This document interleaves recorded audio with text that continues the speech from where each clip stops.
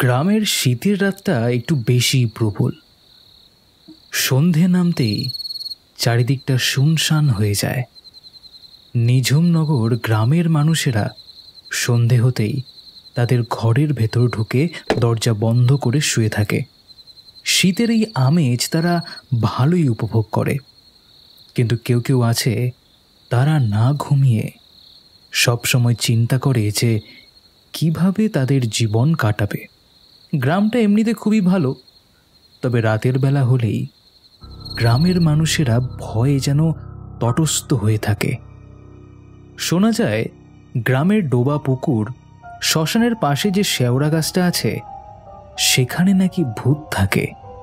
তবে আধুনিক ছেলেমেয়েরা সেসব কথা বিশ্বাস করে না, যদিও রাতের বেলায় সেখানে যাওয়ার ক্ষমতা বা সাহস কোনোটাই তাদের নেই। গদাইয়ের মাটির বাড়িতে সে একাই থাকে। গত বছর তার মা মারা গেছে। এখন সে সম্পূর্ণ একা। বিয়ে থাও সে করেনি। এমনিতে সে খুব শান্ত এবং ভদ্র গোছের ছেলে। কারোর সাথে পাঁচে সে থাকে না। কিন্তু কেউ জানে না, মাঝে মাঝে রাতের বেলায় সে চুপি চুপি কোথায় যেন যায়। দুদিন হলো একটা ছোট ছাগলকে এনে লুকিয়ে রেখেছিল গদাই। ছাগলটা গ্রামেরই কারো হবে, কিন্তু এমনভাবে লুকিয়ে রেখেছিল যাতে বাইরের কেউ জানতে না পারে। আজকেই সেই রাত। আজকে রাতেই আমি ছাগলটাকে নিয়ে যাব সেখানে। বেশ অনেক দিন হয়ে গেল ওকে কিছু খেতে দেওয়া হয় না। মনে মনে এই কথা চিন্তা করে একটা ছুরি নিয়ে ঘর থেকে বেরিয়ে এলো সে। ঘরের পাশেই একটা চালা ঘরের মধ্যে প্রবেশ করে। চালা ঘরের মধ্যে একটা মাটির গর্তের নিচে ছাগল ছানাটিকে রাখা আছে। গদাই ছানাটিকে সেখান থেকে তুলল। আজকেই তোর শেষ দিন বাপধন। কেউ তোরে আর বাঁচাতে পারবে না কো। এই বলে নিমেষের মধ্যেই গদাই তার ছুরিটা দিয়ে ছাগলটিকে কেটে ফেলল। ছাগল ছানাটি ছটফট করতে করতে শেষমেশ মারা গেল। রক্ত গড়িয়ে পড়ল চালা ঘরের মাঝের উপর। গদাইয়ের চোখ দিয়ে এক ফোঁটা জলও যেন পড়ল, কিন্তু সে নিজেকে সংবরণ করে ছুরি দিয়ে ছাগল ছানাটিকে কাটতে বসল।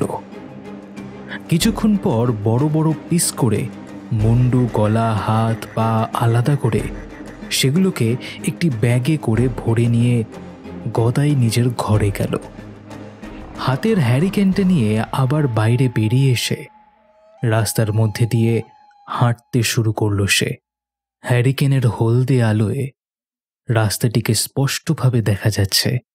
ব্যাগের মধ্যে থেকে লাল রক্ত রাস্তার উপর পড়ে দাগ হয়ে যাচ্ছে। বেশ অনেকক্ষণ কুয়াশার ঘন রাস্তার মধ্যে দিয়ে হাঁটতে হাঁটতে গদাই শ্মশান চত্বরে এসে পৌঁছাল। ওদিকে শ্মশানের শেওড়া গাছটি শীতকালে পাতা ঝরে একেবারে ন্যাড়া হয়ে দাঁড়িয়ে আছে। হঠাৎ তার শুকনো ডালপালাগুলো একবার খড়খড় করে নড়ে উঠল। কেউ যেন বুঝতে পারল তার জন্য খাবার আনা হয়েছে। গদাই সেই শেওড়া গাছের সামনে এসে দাঁড়ালো।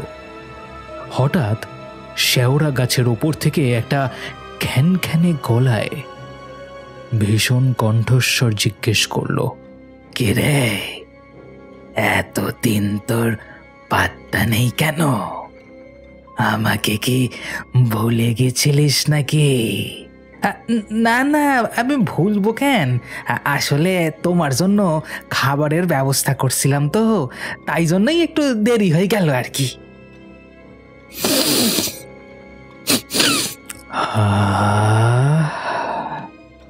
মাংস? মাংসর গন্ধ পাচ্ছি মনে হচ্ছে। হ্যাঁ, কাঁচা মাংস এনেছিস তুই? হ্যাঁ, তাই এনেছি। এই ব্যাগে রাখা আছে। একটা কষি পাঁঠা তোমার জন্য এনেছি। এইবার একে একে খেয়ে নাও দেখি। এই বলে সে ব্যাগ থেকে মাংসের টুকরোগুলো বের করে শেওড়া গাছের নিচে ছুঁড়ে দিতে লাগলো। এরপর দেখা গেল একটা ভয়ঙ্কর মূর্তি শেওড়া গাছের ডাল থেকে নেমে আসছে মাটিতে। তার জ্বলন্ত লাল চোখ দুটো দেখলে সকলের বুকের রক্ত শুকিয়ে যায়। গদাই কিন্তু সাহস নিয়ে দাঁড়িয়ে আছে সেখানে। পেট ভরে খাও, আমি আমি তোমার জন্যই এরকম ছাগল মাঝে মধ্যেই ধরে আনবো। গদাইয়ের কথা শেষ হতে না হতেই ভৌতিক অবয়বটি হাত বাড়িয়ে মাংসের টুকরোগুলো নিয়ে তীক্ষ্ণ দাঁত দিয়ে চিবিয়ে খেতে লাগলো। মুখের কষ বেয়ে রক্ত গড়িয়ে পড়ল। হঠাৎ সে বলে উঠল, আহ, কচি পাঁঠার মাংসের স্বাদ। মাঝে মাঝে এইরকম তো খাওয়াতে পারিস আমাকে, হ্যাঁ? বলছি আমার দিকটাও একটু দেখো, মানে আমার যেন খাওয়া পড়ার কোনোদিন অভাব না হয়। সে তো তোকে আমি বলেইছি, তুই যতদিন আমার সেবা করবি ততদিন তোর কোনো অসুবিধে হবে না, কিন্তু তুই যেদিন আমার সেবা বন্ধ করে দিবি তোকেও মরতে হবে, কেউ বাঁচাতে পারবে না। ভূতের এই কথা শুনে গদাইয়ের মুখটা ফ্যাকাশে হয়ে গেল। সেই ভূতটা হাসতে হাসতে মাংসের টুকরোগুলো আবারও মুখে নিয়ে হামাগুড়ি দিয়ে শেওড়া গাছের মাথায় উঠে পড়ল। শ্মশান আগের মতোই রইল নিস্তব্ধ এবং ছমছমে। গদাই সেখান থেকে হ্যারিকেন নিয়ে চলে আসতে শুরু করল। পাশের বনঝাড় থেকে শেয়ালগুলো চিৎকার করে উঠল। পলাশ তার মামার বাড়ি যাওয়ার জন্য রওনা দিয়েছে। ট্রেনে বসে বসে অনেকক্ষণ সময় কেটে গেল। তার কোনো ক্লান্তি নেই। এতক্ষণ দিনের আলোয় ট্রেনের বাইরের দৃশ্য দেখতে তার খুবই ভালো লাগছিল। দীর্ঘ 10 বছর পর সে তার মামার বাড়ি যাচ্ছে। তার মা অনেক দিন ধরেই যেতে বলছিল, কিন্তু তার সময় হয়ে উঠছিল না। শহরের জীবনযাত্রার সাথে মিশে গেলে যা হয়, সময়ের প্রচণ্ড অভাব। তার মধ্যেও সময় নিয়ে পলাশ চলেছে তার মামার বাড়ি। ট্রেনের কামরাতে সে একাই বসেছিল। হঠাৎ একটা স্টেশনে ট্রেনটা থামতেই একটা চাদর মুড়ি দিয়ে একজন ভদ্রলোক উঠে এলো ট্রেনের মধ্যে। একদম পলাশের মুখোমুখি বসল।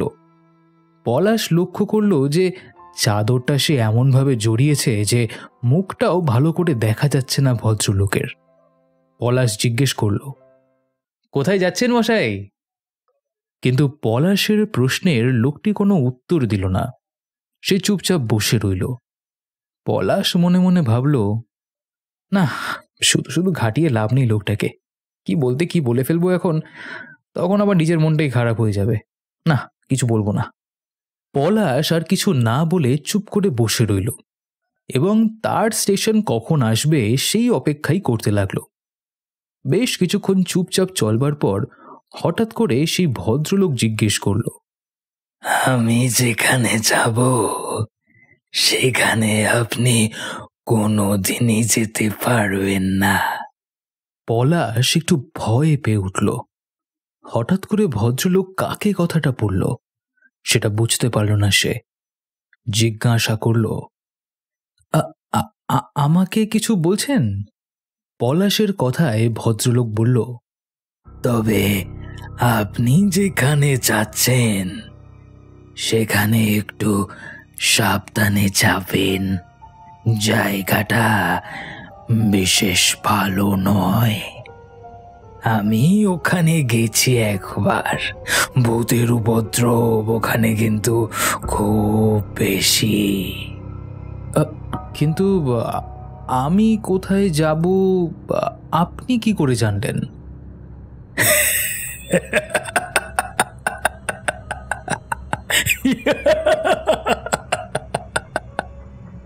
আপনার স্টেশন তো চলে এলো বলে এবার মনে হয় আপনাকে নেমে যেতে হবে।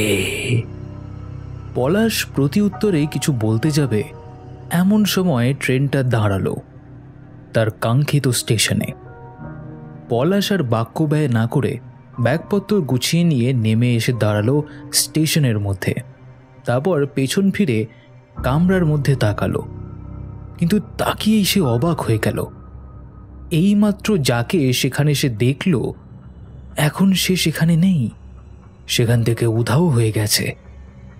এই ঘটনাটা পলাশের মনে একটা ভয়ের ভাব জাগিয়ে তুলল। ট্রেনটা চলে যেতেই রাতের নির্জন স্টেশনের ভাবটা তার চোখে পড়ল। পলাশ এটাই আশা করেছিল। গ্রামের স্টেশন রাত হতে না হতেই একেবারে ফাঁকা হয়ে যায়। কি আর করবার, যতটুকু রাস্তা জানা আছে খুঁজে খুঁজে চলে যাই মামার বাড়ি, তারপর যা হবে দেখা যাবে। কিন্তু কামরার মধ্যে কে ছিল ওই লোকটা? আমি কি দেখতে ভুল করলাম? কিন্তু কিভাবে হতে পারে? আমার স্পষ্ট মনে আছে আমার সাথে কথা বলল। বেশ কিছুক্ষণ এটা ওটা চিন্তাভাবনার পর পলাশ এরপর হাঁটতে শুরু করলো। বেশিক্ষণ সেখানে দাঁড়িয়ে থাকলেই চিন্তা যেন মনের মধ্যে জাগবে বেশি। গ্রামের মধ্যে নিশিকান্তের বড় বাড়িটা এখন ভূতের বাড়িতে পরিণত হয়েছে। একটি দুটি ঘর মাত্র ব্যবহার করা যায়, বাকি গোটা বাড়িটা মানুষের ব্যবহারের অভাবে বন আগাছা জন্মে একেবারে অন্যরকম মূর্তি ধারণ করেছে। নিশিকান্ত তার ঘুপচির মতন ঘটা থেকে এই অন্ধকারের মধ্যে হ্যারিকেন নিয়ে বেরোলো। তার কপালে লাল তিলক, গলায় একটা রুদ্রাক্ষের মালা। দেখলেই মনে হয় কোনো তান্ত্রিক যাচ্ছে, কিন্তু আদতে কিন্তু সে তান্ত্রিক নয়। তন্ত্রমন্ত্র নিয়ে ঘরের মধ্যে আলোচনা করে সে এটা জানে যে গ্রামের শ্মশানের শেওড়া গাছের উপর একটা ভূত থাকে। আজকে একবার চেষ্টা করে দেখতে হবে, যদি ভূতকে আমি কাবু করতে পারি তাহলে আমার আর কোনো চিন্তা থাকবে না। এই ভূতকে খাটিয়ে আমি সারা জীবন খেতে পারবো। কেউ আমার কিচ্ছু করতে পারবে না। বেশ অনেক বছর ধরেই সে চেষ্টা করে আসছে একটা বিদেহী আত্মাকে তার কাবুতে করবার জন্য। সে যদি সেই আত্মাকে কাবু করতে পারে তবে তার তন্ত্রের কাজ আরও অনেকটা এগিয়ে যাবে। এই বয়সেই সে সকলকে হারিয়ে ফেলেছে। তার একমাত্র ছেলে শহরে থাকে, তাকে দেখে না।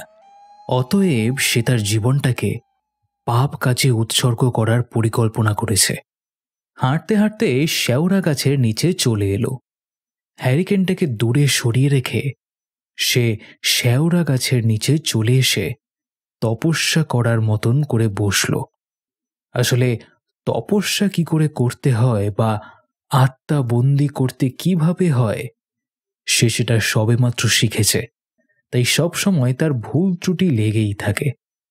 এরপর আমি একাগ্র চিত্তে চুপচাপ এখানে বসে থাকি। নিশ্চয়ই ওই ভূত আমার ডাকে সাড়া দেবে। এই ভেবে সে মনে মনে কামনা করতে লাগলো যেন শেওড়া গাছের ভূত তার কাছে চলে এসে দেখা দেয়।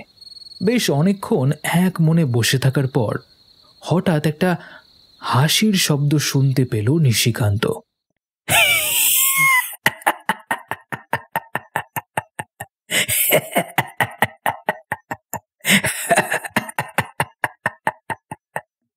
সেই খ্যানখ্যানে হাসির শব্দ তার কানে আসতেই নিশিকান্ত একবার চমকে উঠল। তার বুকটা ভয়ে দুরুদুরু করতে শুরু করল। কিন্তু যদি ওই ভূত শেওড়া গাছ থেকে নেমে এসে আমায় মেরে ফেলে তাহলে কি হবে? এইসব চিন্তা যখন তার মাথায় আসছে ঠিক সেই সময় শেওড়া গাছ থেকে সত্যি সত্যি সেই ভূত নেমে নিশিকান্তর সামনে এসে দাঁড়ালো। কে যাস? হ্যাঁ, কে রে? কি চাস তুই? চোখের সামনে ভূতটিকে প্রথমবার দেখেই ভয় চমকে উঠল নিশিকান্ত, কিন্তু তাতেও নিজের মন সংযত করল। সে বলল, আমি তোকে আমার চাকর বানাতে চাই, আমার সমস্ত কাজ তোকে দিয়ে করাতে চাই।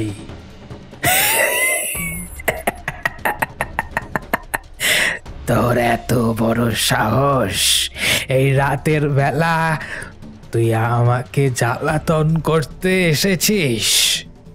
আমি চাইলেই তোর ঘাড় মোটকে এখনই রক্ত খেতে পারি, জানিস? সে তুমি পারো, কিন্তু আমি তোমাকে না নিয়ে কোথাও যাব না। আজকে তোমাকে আমার সাথে নিয়েই যাব। নাছোড়বান্দার মতন তর্ক করতে লাগলো নিশিকান্ত। ভূতটা একসময় প্রচণ্ড রেগে গিয়ে তার তীক্ষ্ণ নখ দিয়ে নিশিকান্তর পিঠের ওপর আঘাত করলো।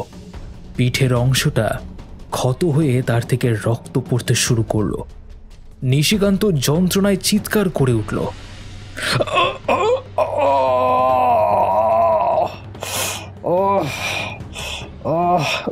মেরে ফেললো, মেরে ফেললো আমাকে। ছেড়ে দাও, আমাকে ছেড়ে দাও। ছেড়ে দিতে তো তোকে আমি ধরে রাখিনি। তুই তুই এখান থেকে চলে যা, না হলে কিন্তু আমার হাত থেকে বাঁচতে পারবি না, এই বলে দিলাম। ভূতের এই আক্রমণে এবং ধমকাধমকিতে এবার নিশিকান্ত ভয় পেয়ে যায় এবং সেখান থেকে যত দ্রুত সম্ভব দৌড়ে পালিয়ে আসে। রাত তখন অনেকটাই হয়েছে। গদাই সবকিছু খাবারের বন্দোবস্ত করেছে নিজের জন্য। এমন সময় পলাশ এসে পৌঁছল। বাইরে দাঁড়িয়ে তার মামাকে ডাকল সে। মামা, আরে ও মামা, কোথায় গেলে? বেরিয়ে এসো, আমি এসেছি, একবার বেরিয়ে এসো মামা। পলাশের গলা শুনে গদাই বেরিয়ে এলো। প্রথমে সে পলাশকে চিনতেই পারল না। বলল, কে কে তুমি? আরে মামা, আমাকে চিনতে পারছো না তুমি? আমি পলাশ। পলাশ? পলাশ বলতে আমি তো ঠিক বুঝতে পারতাছি না। আরে মামা, তুমি এসব ভুলে গেছো নাকি? আমি পলাশ, তোমার ভাগ্নে। এই কথা শুনে গদাই চিৎকার করে বলে উঠল, আরে পলাশ, তুই আইসস? আসলে এত রাতে তুই যে আসবি আমি কল্পনাই করতে পারি নাই। আয় আয় বাবা, ভিতরে আয়, ভেতরে আয়।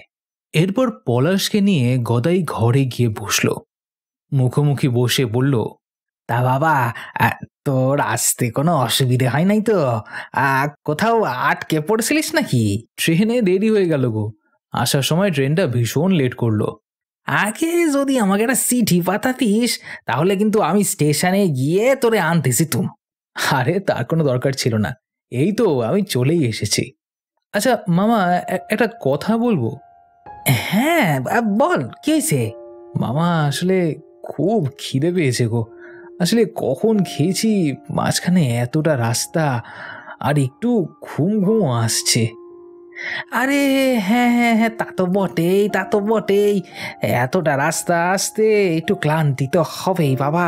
আর দাঁড়াও, অপেক্ষা করো, আমি তোমার জন্য খাবার এনে দিচ্ছি, আর খেয়ে দে একদম ঘুম দে। কিছুক্ষণ পর খেয়ে পলাশ খাটে উঠে পড়ল। এতটা পথ পরিশ্রমে কিছুক্ষণের মধ্যেই ক্লান্তি নেমে এলো তার শরীরে। গভীর ঘুমে আচ্ছন্ন হয়ে পড়ল সে। রাত অনেকটা গভীর যখন, তখন কিসের একটা শব্দে হঠাৎ করে লাফিয়ে উঠে বসল পলাশ। একটা খুব বাজে স্বপ্ন সে এতক্ষণ ধরে দেখছিল। না হলে এই শীতের রাতে এইভাবে ঘুম ভেঙে উঠবার কোনো মানেই হয় না।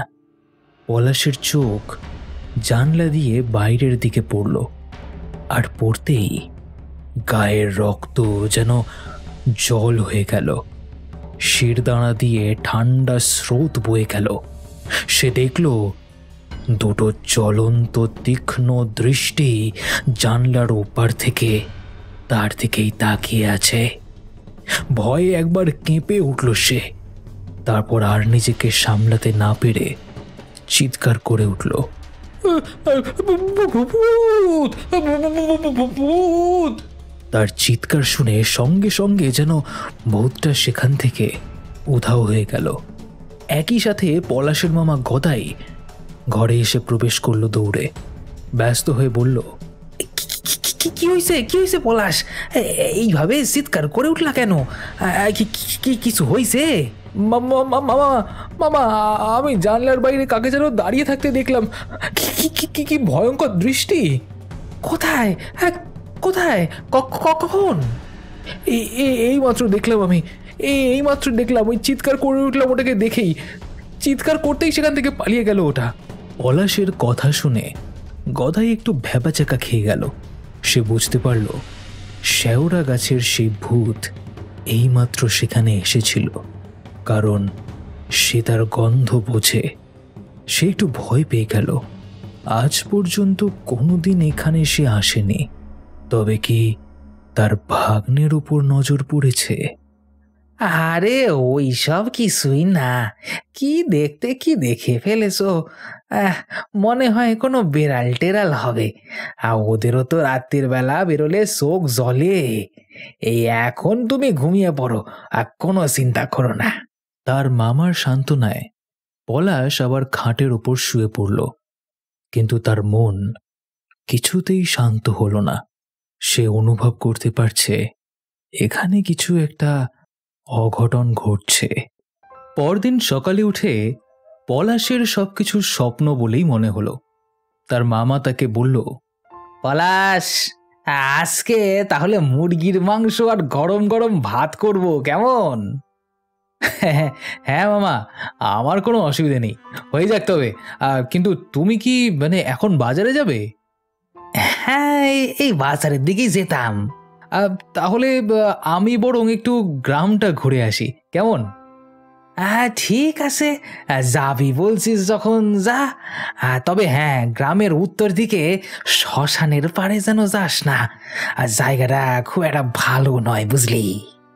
আচ্ছা, ঠিক আছে, আমি ওদিকে যাব না। তো তুমি যাও, বাজার করে এসো, আমি একটু এদিকটা ঘুরে আসি। এই কথার পর মামা ভাগ্নে দুইজনেই দুই দিকে বেরিয়ে পড়ল। পলাশ এদিক ওদিক হাঁটতে হাঁটতে গ্রামের দক্ষিণে একটা চায়ের দোকানে এসে পড়ল। সেখানে নিশিকান্তবাবু বসে রোদে গা লাগিয়ে চা খাচ্ছেন। পলাশ সেখানে এসে চায়ের দোকানদারকে এক কাপ চা দিতে বলে নিশিকান্তবাবুর মুখোমুখি অপর দিকের বেঞ্চে বসে পড়ল। নিশিকান্তবাবু সন্নিগ্ধ চোখে তার দিকে তাকালো, জিজ্ঞেস করল, তুমি কে? তোমাকে তো এই গ্রামে আগে দেখিনি। কবে এলে তুমি? কোথায় এসেছো? আমি আমার মামা বাড়িতে এসেছি। গদাই গদাই আমার মামা হয়। ও তাই বলো? বাহ! এই কথাবার্তার মাঝেই চায়ের দোকানদার তার হাতে চায়ের কাপ দিয়ে গেল। চায়ের কাপে চুমুক দিয়ে পলাশ বলল, আপনার কি এই গ্রামেই বাড়ি? তাছাড়া নয় তো কি। এই গ্রামে বাড়ি না হলে এই শীতের সকালে আমি কি অন্য গ্রাম থেকে চা খেতে আসবো এখানে? ভদ্রলোকের কথার উত্তর দেবার ভঙ্গি খুব একটা পছন্দ হলো না পলাশের। পলাশ আর কিছু জিজ্ঞেস না করে চায়ের কাপটা তাড়াতাড়ি শেষ করে দোকানদারকে পয়সা মিটিয়ে সেখান থেকে বেরিয়ে আসতে যাচ্ছে, এমন সময় নিশিকান্ত বলল, রাতের বেলায় বেশি এদিক ওদিক একা একা বেরিয়ে পড়ো না যেন। জায়গাটা খুব একটা ভালো নয়। কেউ যদি ডাকে অপরিচিত। কিন্তু কথা শেষ হতে না দিয়েই, তার কথায় পাত্তা না দিয়ে এক প্রকার সেখান থেকে মুখ ভার করে পলাশ চলে গেল। দুপুরবেলায় মামার সাথে খেতে বসে পলাশ দেখল মামা অল্প নিজে মাংস নিয়ে বাকি এক গাদা মাংস তাকে দিয়েছে। বলল, এ কি মামা, এটা কেমন হলো? আমাকে এক গাদা মাংস দিয়েছো, আর তুমি নিজে অল্প নিয়েছো, এটা কেন? আরে আমার কি আর খাওয়ার বয়স আছে? তুই খা, তুই আমার ঘরে আইসস, তোকে এখন না খাওয়ালে হয়? আর কিছু না বলে পলাশ খেতে শুরু করলো। খেতে খেতে বলল, উম, উম, তোমার হাতের মাংসের স্বাদ কি দারুণ! এত সুন্দর রান্না তুমি করো কি করে? সত্যি একদম লাজবাব। আসলে একলা মানুষ তো, অনেক দিন থেকেই রান্না বান্না করতেছি, ওই অভ্যেস হয়ে গেছে আর কি। তোর ভালো লেগেছে এতেই আমার খুব খুশি হয়েছে। বেশ কিছুক্ষণ এক মনে খাবার পর হঠাৎ করে পলাশ জিজ্ঞেস করলো, আচ্ছা তুমি ওই উত্তরের শ্মশানের দিকে যেতে বারণ করলে কেন? হ্যাঁ, কারণ জায়গাটা খুব একটা ভালো নয়। তাহলে তোকে বলি শোন, শ্মশানে একটা শেওড়া গাছ আছে, সেই গাছে একটা ভূত বসবাস করে। বাইরের লোককে দেখলে সেই ভূত খুব ভয় দেখায়। ও আচ্ছা, তাই বলো। কিন্তু কালকে রাতে আমি ওটা কি দেখলাম বলো তো? ওই শেওড়া গাছের ভূতকেই দেখলাম কি? গদাই সে প্রশ্নের আর কোনো উত্তর দিল না। খাওয়া শেষ হয়ে গেলে পর পলাশের খুব ঘুম এলো। সে উঠে গিয়ে ঘরে ঘুমিয়ে পড়ল। গভীর রাতে আগের দিনের মতনই পলাশের ঘুমটা ভেঙে গেল। আবার তার চোখটা পড়ল জানলার দিকে। এবার সে লক্ষ্য করল যে একটা লোক হ্যারিকেন হাতে রাস্তা দিয়ে হেঁটে যাচ্ছে। ভালো করে দেখেই সে বুঝতে পারল যে ওটা হলো ওর মামা। সাথে সাথে পলাশ উঠে পড়ে। মামা এত রাতে কোথায় যাচ্ছে সেটা আমাকে একবার দেখতেই হবে, না হলে হবে না। পলাশ উঠে পড়ে, ঘর থেকে বেরিয়ে চুপি চুপি তাকে অনুসরণ করতে শুরু করলো। এদিকে হাঁটতে হাঁটতে গদাই গ্রামের উত্তর দিকের শ্মশানে সেই শেওড়া গাছটার কাছে চলে এলো। সে আসতেই গাছের মাথা থেকে সেই ভূত এসে দাঁড়ালো তার সামনে। গদাই জিজ্ঞেস করলো, তুমি কাল রাতে আমার ঘরে কি জন্য গিয়েছিলে? তোর ঘরে একটা নতুন মানুষ এসেছে, তাকে মারতে গেছিলাম। না, ওর দিকে তুমি নজর দিও না, ও অনেক দিন পর এখানে এসেছে, ও আমার আত্মীয় হয়।